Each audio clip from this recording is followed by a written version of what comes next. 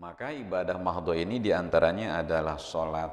Nah, kita belum beres menerangkan tentang syarat sahnya sholat dan rukun-rukun sholat yang kita kaji insya Allah. Karena ketika kita sudah memperbaiki hubungan kita dengan Allah, ya, maka Allah akan perbaiki hubungan kita dengan manusia. Man aslaha bainahu wa bainallah, aslahallahu bainahu wa bainan nas. Barang siapa kita sudah memperbaiki hubungan kita dengan Allah, artinya kita perbaiki hal ibadah sholat, perbaiki hal ibadah zikir kita kepada Allah, maka Allah akan perbaiki hubungan kita dengan manusia, dengan tetangga, dengan kerabat, dengan orang tua, itu akan baik. Ya. Kita berusaha dan terus mencari bagaimana caranya kita untuk memperbaiki hubungan kita dengan Allah, diantaranya adalah sholat. Sholat itu adalah hubungan kita dengan Allah Subhanahu wa Ta'ala. Maka yang kita kaji insya Allah adalah tentang rukun-rukun sholat yang memang setiap hari, setiap waktu kita lakukan ibadah sholat. Karena sholat itu adalah kunci dari segala ibadah. Suksesnya kita ibadah adalah sholat. Sholatu imaduddin, sholat itu adalah tiang daripada tiang agama. InsyaAllah sholat sairul amal, apabila sholat itu baik, maka amal yang baik pun maka akan menjadi, yang lain pun akan menjadi baik. Itu kata Nabi. Maka kita terus belajar, dan sampai kapan belajar? Sampai minal mahdi ilal lahdi, sampai kita masuk ke liang lahat. Masuk ke liang lahat pun kita masih diajarkan dengan ditalkin, masih diajarkan.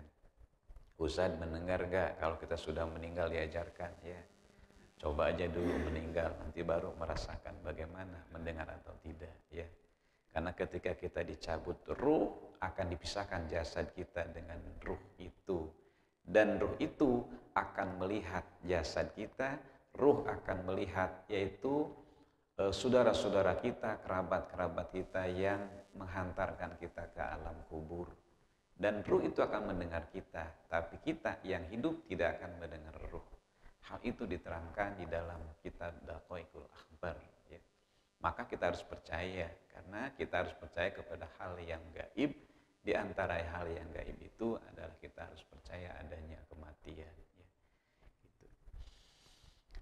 Dan sholat ini adalah merupakan yaitu hubungan kita dengan Allah Subhanahu wa Ta'ala, ya. Karena manusia itu diciptakan innal insana khuliqa halu'a. Manusia itu diciptakan dalam karakter berkeluh kesah. Wa idza masahu saru jazua, apabila dia diberikan kesusahan, maka dia akan selalu mengeluh, dan mengeluh itu sifat karakter manusia. Wa idza masahul khairu manua, ketika dia diberikan nikmat, dia tidak menerima, dia tidak bersyukur atas nikmat yang Allah berikan. Terkadang itu karakter manusia seperti itu. Ilal musallina alladzina hum an shalatim daimun, terkecuali orang yang akan menerima atas bagian yang sudah Allah berikan. Ya, itu adalah orang-orang yang mau melaksanakan sholat, alladzina hum an shalatim daimun, sholat yang terus kontinu dan istiqomah. Dia selalu berjamaah, ya. Dia selalu istiqomah di dalam melaksanakan sholat wajibnya, sholat sunnahnya. Nah, ini orang yang insya Allah nanti selamat di hadapan Allah Subhanahu wa Ta'ala. Baik Bapak Ibu hadirin, para jamaah sekalian, insya Allah kita akan teruskan tentang rukun-rukun sholat. A'udzubillahi minasyaitonirrajim. Bismillahirrahmanirrahim. Qala al-mu'allif rahimallahu wa nafa'ana bi ulumihi wa ta'lifihi fid darain. Bismillahirrahmanirrahim. Wa khamisuha ruku'un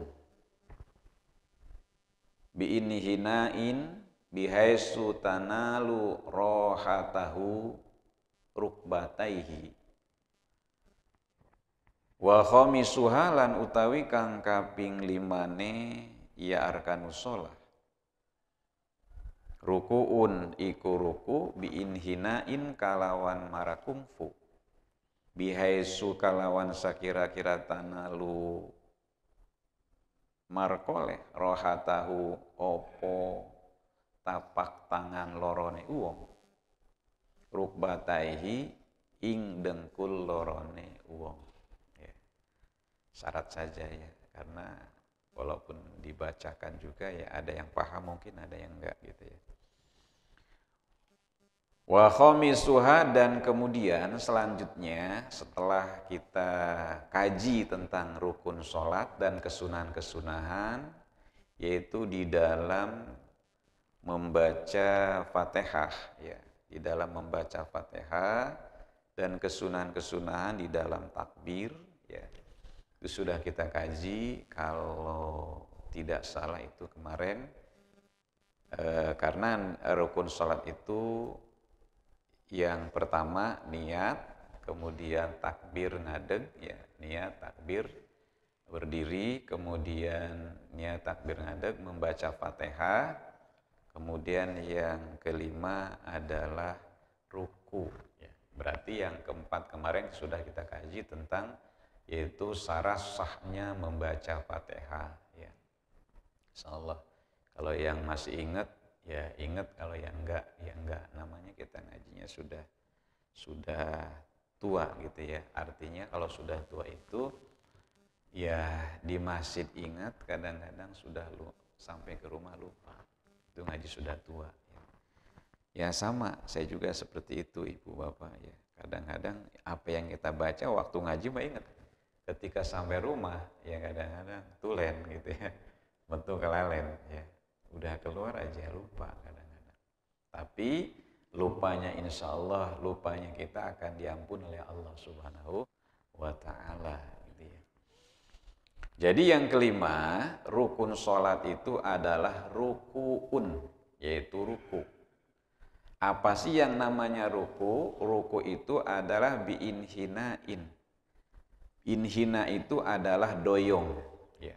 Doyong itu ya doyong ya, bahasanya doyong ya, miring ya, doyong itu miring ya. Miringnya miring ke depan ya, jangan miring ke belakang ya. Kalau miring ke belakang namanya mengkayang ya. Iya. Kalau bahasa Arabnya inhina ya. Kalau ke belakang mustalqo ya, celentang. Namanya mustalqo ya, koprol. Kalau inhina bahasa Arabnya itu, inhina itu doyong, miring. Miringnya miring ke depan, bukan miring ke pinggir ya. Miringnya miring ke depan ya. Ukuran miring itu seperti apa yang digambarkan oleh Nabi ya. Ukuran miring itu ada ukurannya ya, yang menjadi rukun. Karena ada batas-batas ya, rukun yang diajarkan oleh Nabi. Kata Nabi, "Shollu kama ra'aitumuni." Salatlah kamu sebagaimana kamu melihat saya, gitu kan. Nabi tidak menyampaikan bagaimana cara ruku, tapi Nabi melaksanakan dan dilihat oleh para sahabat. Dan dari sahabat disampaikan kepada muridnya sahabat. Siapa muridnya sahabat? Adalah para tabi'in. Ya. Kemudian para tabi'in disampaikan kepada atba'ut tabi'in, muridnya tabi'in. Namanya atsba'ut tabi'in. Tuh. Dari asba'ut tabi'in disampaikan kepada ulama-ulama mustahid. Ya, mustahid mutlak. Mustahid mutlak itu adalah Imam Syafi'i, Ahmad bin Hambal, Abu Hanifah, dan Imam Maliki. Itu disebut dengan mustahid mutlak. Artinya yang wajib kita taklidi, yang wajib kita ikuti. Ya. Seperti di dalam melaksanakan tawaf, ya, itu pengalaman. Di dalam melaksanakan tawaf itu kita harus punya wudu, artinya harus suci dari hadas. Ya. Nah kemudian ketika melaksanakan tawaf, ya, itu kita tidak mungkin untuk menjaga pembatalan wudu, bersentuhan kulit antara laki-laki dan perempuan. Ya. Tuh. Karena kadang-kadang kita tidak menyentuh, disentuh gitu ya. Gitu. Bagaimana caranya? Caranya itu kita harus taklid. Ya, taklid itu ikut kepada Imam Maliki. Ya. Ustaz, apa tidak talpek? Wudunya Syafi'i, tapi pembatalannya Maliki. Dalam keadaan kondisi seperti itu tidak menjadi talpek. Karena ada kaul Imam Syafi'i yang disebut dengan kaul yaitu mutaqaddim. Ya, disebut dengan kaul mutaqaddim. Ada kaul mutaakhir, kaul Imam Syafi'i, karena Imam Syafi'i pun termasuk muridnya Imam Hanafi. Gitu.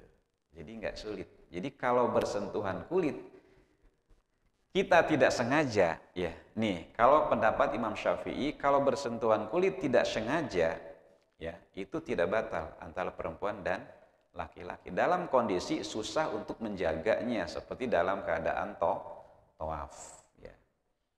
Terkecuali mungkin buang angin, ya, atau buang hajat, itu baru batal, ya. Nah, kalau bersentuhan kulit ada rukhsah, ya. Artinya ada kaul mutaqaddimnya Imam Syafi'i, kalau kita tidak sengaja maka tidak batal. Kalau pendapat Imam Syafi'i. Kalau sengaja batal. Contoh, ada laki-laki kita senggol, sengaja kita pegang, nah itu batal. Ya. Walaupun kaul Imam mutaqaddimnya Imam Syafi'i. Tapi kalau kaul Imam Maliki, walaupun sengaja tidak batal.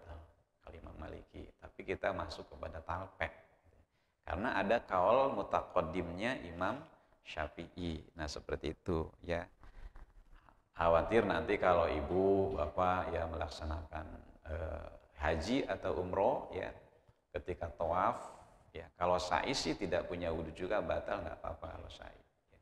Kalau tawaf itu harus punya wudu ya, harus punya, tidak boleh punya hadas ya, gitu. Baik hadas kecil maupun hadas besar. Di dalam pembatalannya itu sulit ya kita untuk menjaga antara laki-laki dan perempuan bersentuhan. Ya. Bagi banyak orang-orang luar sana yang kadang-kadang main serobot-serobot aja, ya. Main tumbur-tumbur aja kadang-kadang ya, gitu. Kadang-kadang itu tidak boleh ya, tidak boleh kita ketika diserobot kita nyerobot lagi, nggak boleh. Ya. Nggak boleh. Fala rafasa wala fusuqa wala jidal. Nggak boleh kita ngelawan. Kita disikut, ngikut lagi nggak boleh. Nanti kita bayar dam nanti. Batal ihram kita ya nanti. Nggak boleh, haram. Wala jidala gitu ya, tidak boleh. Baik tidak melaksanakan haji ketika kita dalam keadaan ihram ya gitu. Maka patokan atau ukuran ruku itu adalah ulama di sini menerangkan bihaitsu tanalu rohatahu rukbataihi sampai sampainya telapak tangan kita kepada lutut. Nah, ini ukurannya. Sampainya telapak tangan kita ke lutut ya. Yang disebut dengan lutut ini ya ini dengkul ya, lutut ya. Pokoknya ukuran ruku ini saya praktekkan ya, sebentar, mohon maaf, saya bangun, takut nggak paham. Ini harus dipraktekkan ya. Jadi ini namanya rohatah. Rohatah itu dua telapak tangan. Ya. Ini di dalam sujud pun ini sunnah terbuka. Makanya untuk ibu-ibu ya. Kalau nggak pakai kalau pakai sarung tangan, usahakan ini yang terbuka, ya rohatahnya, karena sunnah harus itu sunnah nempel ya, itu harus nempel ke tempat sujud, rohatahnya ini, ya sunnah terbuka harus nempel, itu untuk karena di dalam sholat itu yang wajib terbuka adalah wajah, walaupun untuk perempuan, ya. Ketika cadar harus dibuka ya gitu. Wajahnya harus terbuka. Yang namanya wajah itu batas wajah itu min mana biti sya'ri, tumbuhnya rambut, ila zakni sampai gado. Kemudian pinggirnya min watadil aiman ila watadil yusro. Dari pentil kuping yang sebelah kiri, petil kuping, ini batas wajah yang harus terbuka. Makanya harus diperhatikan untuk ibu-ibu di dalam sholat, itu jangan sampai ada rambut yang keluar. Nah, karena rambut ini adalah bagian daripada aurat. Nah, ini harus perhatikan. Ya. Makanya suka pakai apa itu namanya tuh kalau ibu-ibu tuh. Apa namanya? Cibu. Ya pokoknya itu aja lah gitu. Karena menjaga khawatir takut rambutnya kebuka gitu kan. Karena kalau rambutnya keluar ketika sholat, maka terlihat auratnya batal sholatnya gitu ibu ya. Baik di dalam tawaf ataupun di dalam sholat sama posisinya. Nah, itu harus terbuka ya, harus terbuka karena batas ya, karena batas muka. Ini telapak tangan, ini harus terbuka ya. Nah, untuk batas ruku itu harus sampainya telapak tangan ke dua dengkul kita. Nah ini ukurannya. Ya. Bagi orang yang ukurannya sedang itu artinya orangnya nggak cacat. Ya. Terkecuali orangnya itu mungkin ya mohon maaf ininya nggak ada tangan misalkan ininya potong gitu ya atau cacat kecil gitu, itu nanti dia gini rukunya gitu ya, itu tidak menjadi ukuran. Yang jadi ukuran itu adalah orang yang mu'tadil, orang yang sedang di dalam kejadiannya, di dalam diciptakan oleh Allah ya, seperti halnya kita orang Indonesia ya orang Indonesia segini sedangnya gitu ya, ukurannya 165 atau 175 itu orang yang sedang untuk ukuran orang Indonesia, terkecuali orang-orang luar ya seperti Pakistan, Lebanon itu tinggi-tinggi kalau mereka, Jerman itu tinggi-tinggi ya sekitar 2 meter 3 meter itu ya. Kalau orang luar, kalau orang kita ya ini ukurannya ya. Kalau saya sih ukurannya kecil, masih kecil ya saya ukurannya ya. Kalau dibandingkan orang luar itu saya masih umur 5 tahun. Orang luar ya. Karena saya ukur tuh sama orang Lebanon aja seketek saya segini nih. Tinggi amat nih orang kata saya. Ya. Jadi ukur menjadi ukuran itu, ukuran ruku itu adalah yang menjadi patokan sahnya ruku itu akol. Karena akolnya ruku itu, ya minimal ruku itu harus nyampe dengan telapak tangan ke lutut. Ya, ini seperti ini. Ini akolnya, itu sudah sah rukunya. Ya, jadi kalau belum sampai ini rohatah ke ruku, baru nyampe ke sini, nih, ke pingping, ya, itu belum sah, ya, belum sah, belum termasuk akwalnya ruku, gitu. Nah ini, yang menjadi patokan sahnya ruku itu adalah sampainya telapak tangan kita ke lutut, ya, itu. Paham ya ibu, bapak ya? Insyaallah ya ini.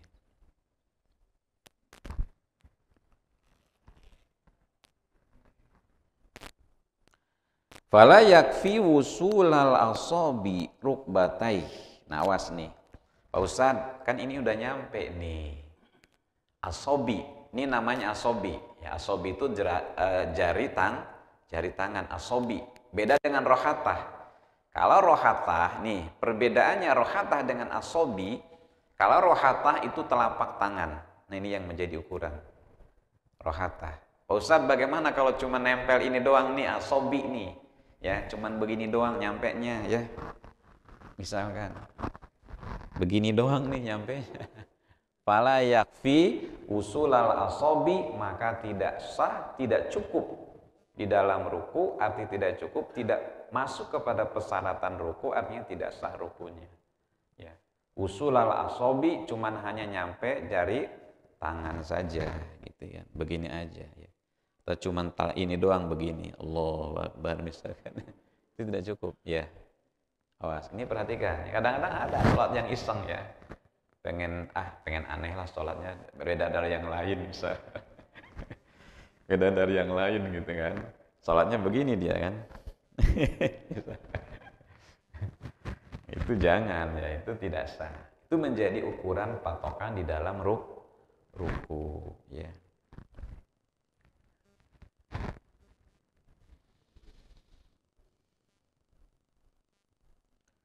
Lau aroda wad'ahuma alaihima ingda tidalil khalqati haza aqallur ruku. Apabila kita menginginkan untuk meletakkan dua telapak tangan, ya, ukuran bagi orang yang sedang, ya, di dalam diciptakannya oleh Allah Subhanahu wa taala, gitu ya.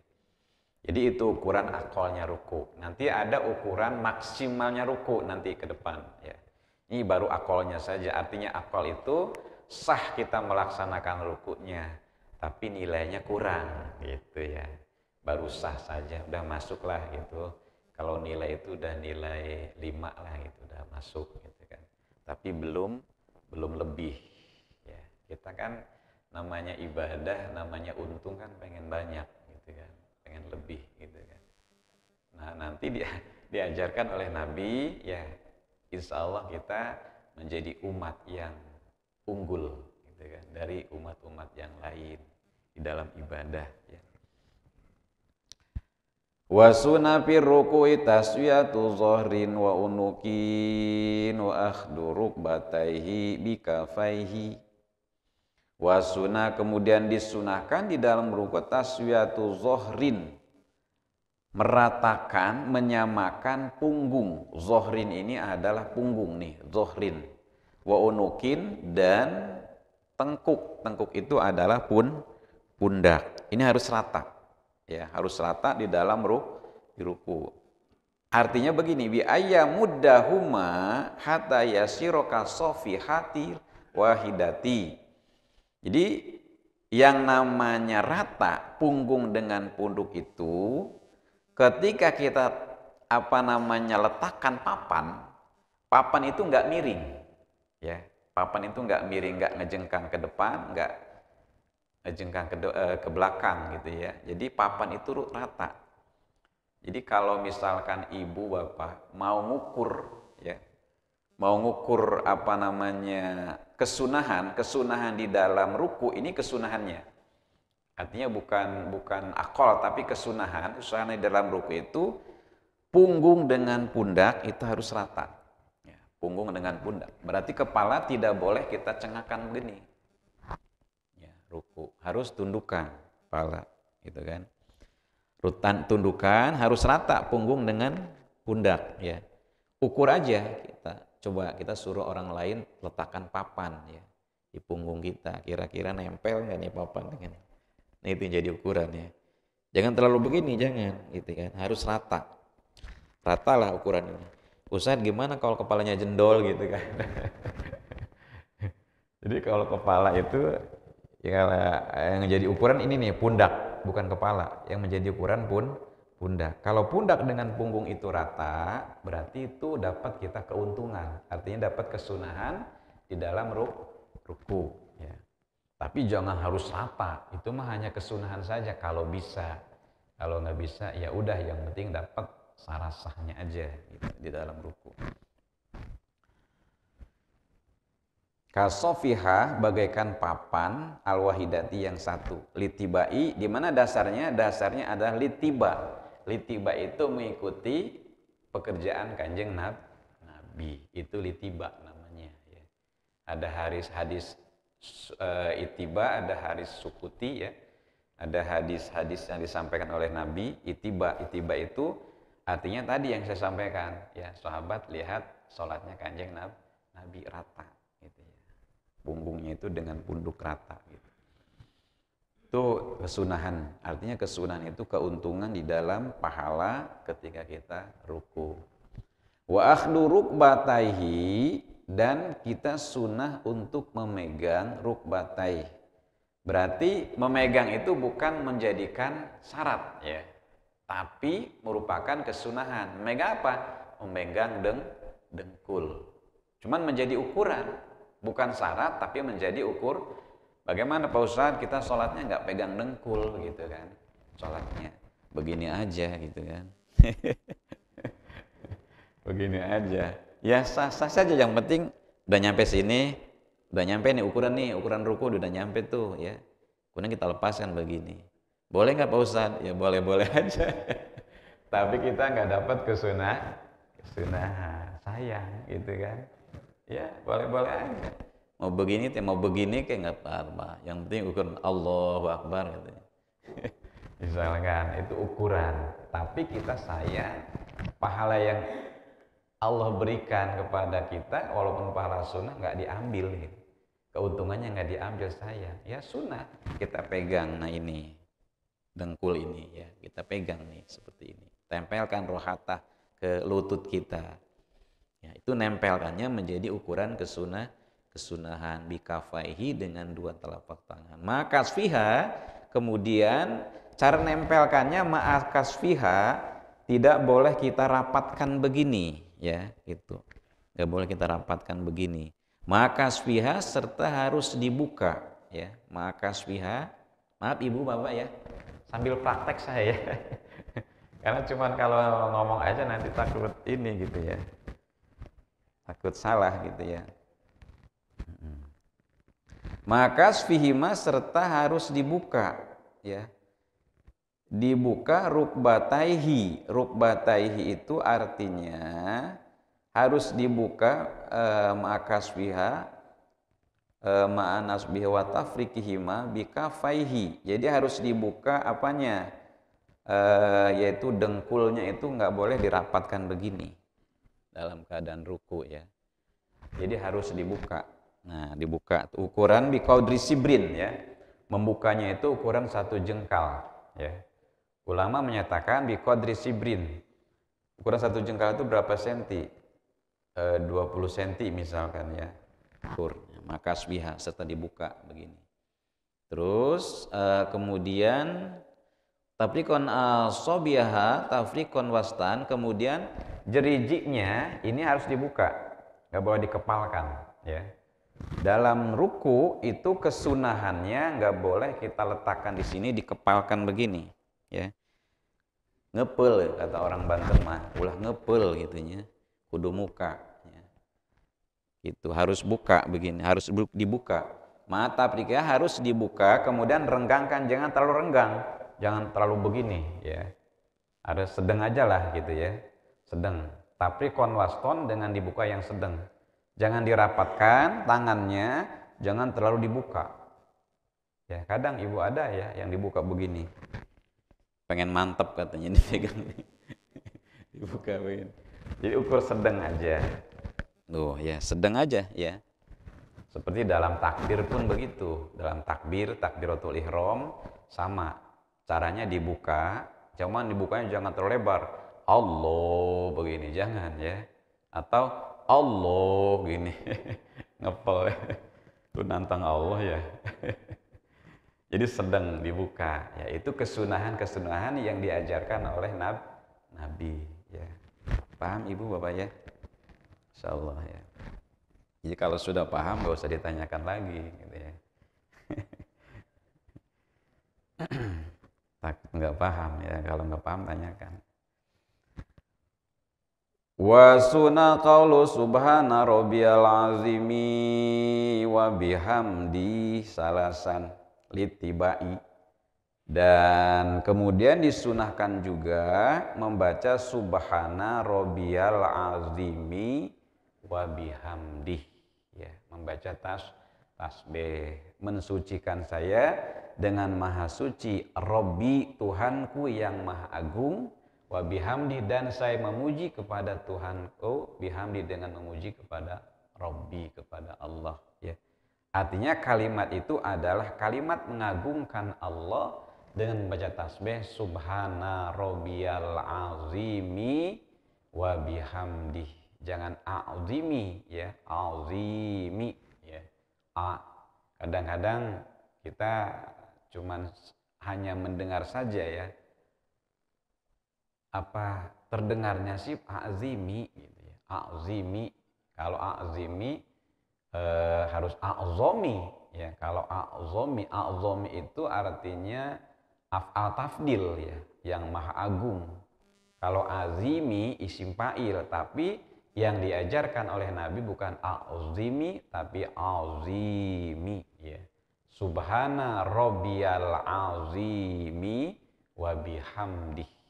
Subhana rabbiyal azimi wa bihamdi. Subhana rabbiyal azimi wa bihamdi. Ustaz nggak tahu artinya. Udah, artinya kita membaca tasbih mengagungkan Allah dengan kita ruku. Ya, seperti sujudnya sujudnya malaikat kepada Nabi Adam. Ya. Jadi ketika Allah ciptakan, ya, Nabi Adam dari tanah, ya. Kemudian ketika diciptakan diproses 120 tahun oleh Allah, gitu kan. Itu penciptaan Nabi Adam, proses pembuatan Nabi Adam dulu diciptakan dari tanah. Ketika Allah tiupkan ruh, ya, ke dalam jasad Nabi Allah Adam, ya, Allah perintahkan malaikat untuk sujud. Fasajadal malaikah. Ya, kemudian malaikat sujud. Cuman sujudnya malaikat bukan seperti sujudnya sholat, tapi sujudnya itu adalah inhina. Sujudnya itu adalah sujud ruku begini, ya. Kayak aligato gitu kan, kayak orang terima kasih gitu kan, menghormat. Sujudnya begitu. Karena sujud itu tidak boleh dilakukan terkecuali 4 hal. Yang pertama adalah sujud sholat. Yang kedua sujud sahwi. Yang ketiga sujud tilawah. Dan yang keempat sujud syukur. Dan yang keempat itu harus punya wudu. Gitu. Harus punya wudu. Ya.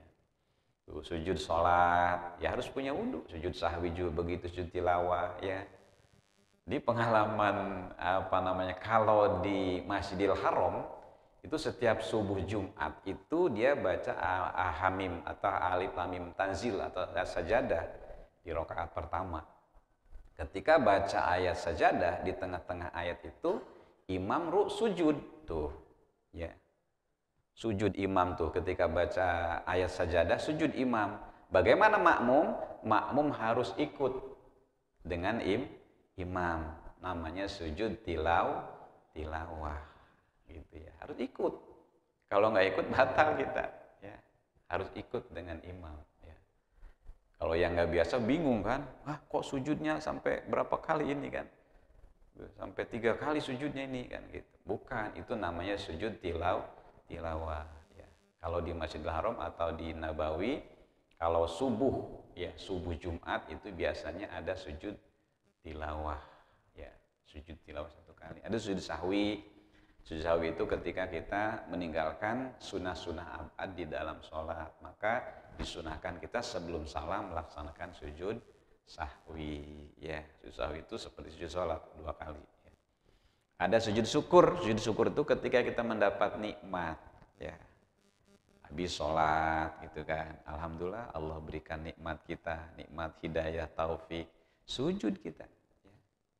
Yang dibaca ya sajadah wajhal lilladzi khalaqahu mangga, atau subhanallah walhamdulillah, atau subhanallah walhamdulillah wala ilaha illallah Allahu akbar mangga, atau yang dibaca Robbi auzi'ni an asykura nikmataka allati an'amta alayya wa ala walidayya wa an a'mala sholihan tardahu aslih li fi dzurriyyati inni tubtu ilaika wa inni minal muslimin. Monggo silahkan yang dibacanya itu, ya.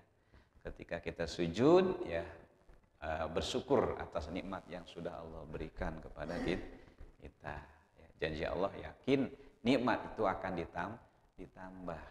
Ya enggak bersyukur aja nikmat terus ditambah sama Allah, gitu kan. Itu sudah janji Allah Subhanahu wa taala. Itu kesunahan-kesunahan di dalam ruku, ya. Itu minimalnya sunnahnya yaitu 3 kali tibai. Wa qalu tasbih fihi wa fi sujudi marratan. Akol di dalam membaca tasbih itu 1 kali, ya. Di subhana rabbiyal azimi wa bihamdi itu menjadi ukuran akol, artinya menjadi ukuran tumaninah di dalam ruku. Karena di dalam ruku itu termasuk rukun fi'li di dalam sholat, ya. Rukun fi'li di dalam awas nih perhatikan, ruku itu bagian daripada rukun fi'li di dalam sholat. Karena rukun sholat itu diglobalkan menjadi 3 rukun, rukun kolbi, rukun kauli, dan rukun fi'li. Rukun kauli itu adalah seperti takbiratul ihram, ya. Kemudian baca Fatihah, itu rukun kauli, rukun yang harus diucapkan. Di dalam rukun kauli wajib harus terdengar oleh telinga sendiri. Tuh, bagi si makmum atau sholat sendiri. Itu rukun kauli. Ya, itu harus terdengar oleh telinga sendiri. Makanya kalau makmum itu harus terdengar oleh telinga sendiri, ya minimal berbisik-bisik lah gitu, kedengar sama kita, ya. Baca Fatihah. Jangan cuman hanya kedengar sama telinga sendiri. Itu menjadi syarat, ya. Menjadi syarat di dalam melaksanakan rukun kauli. Kalau rukun kolbi itu cukup niat dalam hati. Seperti niat saya sholat fardu dohor, niat saya sholat fardu asar, itu yang wajib, ya, rukun kolbi namanya. Nggak wajib kita ucapkan usolli fardhu duhri, itu nggak wajib, ya, cuman sunnah saja. Membaca usolli fardhu subhi itu hukumnya sunnah membacanya. Tapi mengartikan makna yang kita baca menjadi wajib karena bagian dari rukun qalbi. Paham Ibu ya? Ruku ini termasuk bagian dari para rukun fi'li. Ya, ruku termasuk bagian rukun fi'li. Dan sunnah di dalam rukun fi'li ini kita baca subhana rabbiyal azimi wa bihamdi minimal berapa? Minimal satu kali. Itu menjadi ukuran tumakninah di dalam ruku. Tumakninah itu as-sukutu ba'dal harokat, diam setelah kita gerak. Itu namanya tumakninah. Ya, awas nih kita perhatikan. Kadang-kadang di dalam sholat tarawih itu kebut tuh, nggak ada tumakninahnya kadang-kadang. Ya, kita perhatikan. Allahu Akbar, Bismillah, Allahu Akbar. Nggak ada tumaninahnya, harus ada tumaninah. Ya. Tumaninah yang diajarkan oleh Nabi adalah cukup minimalnya membaca subhana rabbiyal azimi wa bihamdi. Subhana rabbiyal azimi wa bihamdi 1 kali. Sami Allahu liman hamidah. Ya, jangan gerak nih tangan ini. Karena iktidal juga ada tumaninah di situ. Setelah ruku ada iktidal, namanya iktidal ta'ala aud ba'da sukut, ya. Kembali setelah kita diam tumaninah dalam ruku, kemudian kita kembali seperti ini, ya, tegak, ya. Itu namanya iktidal. Nah, di dalam iktidal pun ada yang namanya rukun yang kadang-kadang tidak disebutkan, ya. Disebut dengan rukun tumaninah namanya. Itu di dalam iktidal. Di dalam ruku pun ada. Makanya di dalam iktidal kadang-kadang kita perhatikan. Sami Allahu liman hamidah gitu ya. Mau seperti ini ngangkatnya monggo, ya, seperti takbir, mau seperti ini monggo. Kenapa saya katakan seperti monggo? Karena di dalam Sami Allahu liman hamidah itu ada kalimat doa. Namanya doa. Sami Allahu liman hamidah, semoga Allah menerima, ya, ibadahnya liman hamidah, orang yang memuji kepada Allah, gitu kan. Boleh seperti ini atau seperti ini boleh, ya, nggak apa-apa, ya. Itu dalam mengangkat sami Allahu liman hamidah, Rabbana lakal hamdu, ya, mil'us samawati, Rabbana walakal hamdu mil'us samawati. Mau seperti ini monggo, mau turun monggo. Yang penting dengan catatan jangan sampai kita gerak tangan ini, ya. Kalau sami Allahu liman hamidah turun, nah diam, ukuran membaca subhana rabbiyal azimi wa bihamdi. Sami Allahu liman hamidah, kalau di dalam i'tidal ukurannya baca Rabbana lakal hamdu, ya. Rabbana lakal hamdu mil'us samawati wa mil ardi wa mil'u ma syi'ta min syai'im ba'di. Mau mil'u monggo, mau mil'a juga monggo, silakan, boleh.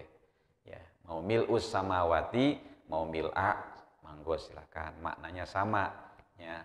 Rabbana lakal hamdu hanya kepada Rabbana, ya Allah Tuhan kami, lakal hamdu hanya kepada Engkau saya memuji, ya. Lakal hamdu mil'u yang memenuhi, ya, memenuhi puji itu yang memenuhi langit dan bumi. Puji dipenuhi oleh langit dipenuhi oleh puji. Ya, seluruh makhluk yang ada di langit seperti malaikat dan ruh-ruh para nabi pun itu memuji kepada Allah. Ya, para malaikat memuji kepada Allah. Maka penuh tuh langit tuh ya. Bumi pun penuh memuji. Semua makhluk-makhluk yang beriman kepada Allah memuji kepada Allah. Berkecuali orang-orang kafir. Karena alam dunia ini dipenuhi dengan pohon-pohon. Itu memuji kepada Allah. Hewan semua. Ya. Dari mana dalilnya? Yusabbihu lahu ma fis samawati wa ma fil. Membaca tasbih dan memuji kepada Allah seluruh makhluk yang ada di langit dan seluruh makhluk yang ada di bumi. Ya, seluruhnya pohon-pohonan dia memuji kepada Allah, bertasbih kepada Allah. Tandanya pohon yang tidak memuji kepada Allah, tidak bertasbih kepada Allah, pohon itu mati, layu. Ya, kalau ayam kena kelelentuk, itu dia tidak memuji kepada Allah. Manusia pun sama, ketika dia tidak memuji kepada Allah, tidak bertasbih kepada Allah, mati. Tapi bukan mati jasadnya. Kalau manusia itu mati hatinya. Jadi kalau orang yang tidak pernah memuji kepada Allah, tidak bertasbih kepada Allah, dia akan mati hatinya. Tanda orang yang mati hati itu ketika diberikan nasihat dia tidak menerima. Ya, mencek kita mah kata orang Banten mah kumaha aing bae, gitu mah kumaha dewek bae. Kadang-kadang begitu. Dinasehatin, kamu baru orang kemarin hidupnya ini udah banyak makan garam, gitu kan, begitu. Nah itu mungkin Bapak Ibu hadirin para jemaah sekalian. Kemudian itu akolnya, akol di dalam bertasbih, dan kemudian galibnya itu adalah galibnya itu 3 kali, maksimalnya 11 kali. Ya. Jadi begini, kalau misalkan sholatnya nih lagi cepet-cepet nih, buru-buru, cukup baca tasbihnya 1 kali aja, Subhana rabbiyal azimi wa bihamdi. Seperti dalam sholat taraweh gitu kan. Lagi biasa pakai ngebut misalkan ya, atau sholat lagi buru-buru subhana rabbiyal azim. Tapi kalau misalkan jadi imam, udah ukuran sedangnya kalau jadi imam 3 kali. Kalau sholat sendiri itu maksimalnya 11 kali. Kesunahan di dalam membaca tasbih ya ketika kita ruku. Itu saja mungkin Bapak Ibu karena waktu ya yang mungkin kita masih banyak kegiatan ya di hari Minggu ini. Alhamdulillah sudah menyempatkan waktunya meluangkan kita untuk sama-sama ngaji di masjid ini. Mudah-mudahan senantiasa apa yang kita dengar senantiasa menjadi menambahnya ilmu kita, dan insya Allah mudah-mudahan ibadah kita diperbaiki ya. Baik karena yang memperbaiki itu adalah kita nanti akan diperbaiki oleh Allah Subhanahu wa taala. Itu saja mungkin Bapak Ibu yang saya sampaikan. Kurang lebih saya mohon maaf ya. Saya akhiri dengan wabillahi taufiq. Assalamualaikum warahmatullahi wabarakatuh.